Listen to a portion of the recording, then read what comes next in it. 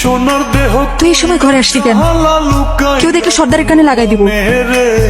আমি সর্দারে ডরাই না, আমি তোরে ভালোবাসি, মন থেকে ভালোবাসি। আমার ঘরে আইসা তুই আমি থাকতে ওর গায়ে একটু কাউ পড়তে দিবি না। আর চল্লিতে আমি এত ভয় লাগে তুই সাইরাতে রইস, তুই খুব খারাপের মধ্যে জড়াইস না। আজকে মরিমের লাগে তুই বাইসা গেলি, তো সময় মতো আমি তোর সব হিসাব মিটাই দিব।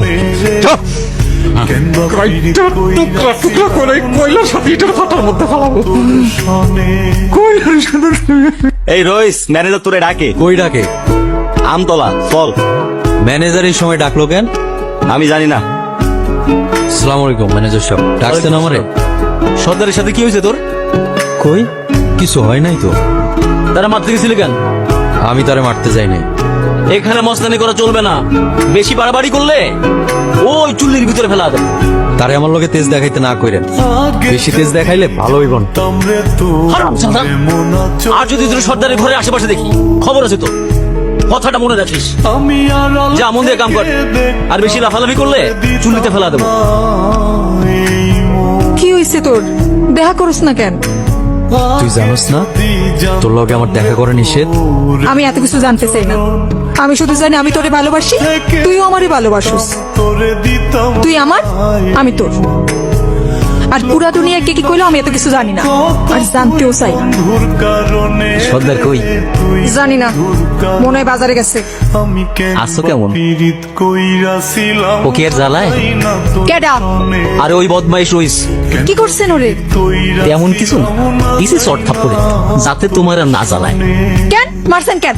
জানেন না ও একটা এতিম পোলা? ওরে বাবা, এত দরদর প্রতি। আমি এতদিন ধরে ঘুরতেছি, আমার একটু দরদ করো। কি কইতাছেন এগুলা? তোমার নদীর মতো ভরা যৌবন, সেই যৌবনে আরব দাদা লুস্তা বিনোদা মানে একদম একটা হাতে ধরাই দিন। নারী সুবাস, কাল সাপের বিষ, সবল দেওয়ার আগে ওই বিষ দাঁত ভেঙে দিতে হয়। আচ্ছা যাবি হাতে নাকি এমনই কাটবো? রইস রে দেখছো? রইস রে তো দেখলাম, রইস ওই দিকে গেছে। কেন কিছু হয়েছে? কিছু না, তুমি কাম করো।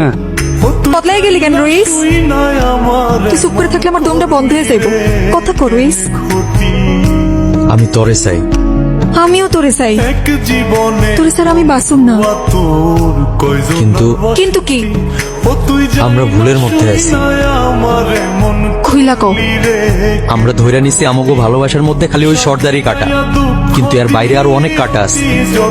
দুইটা মানুষের রাতে যখন এক হয়ে বাঁচতে চাই, তখন এত বাধা কিসের? যত বাধা তত সফল হওয়ার তাড়না। ওই তাড়নাটা ঠিক থাকলে দেখবি সব ঠিক হয়ে যাইবে।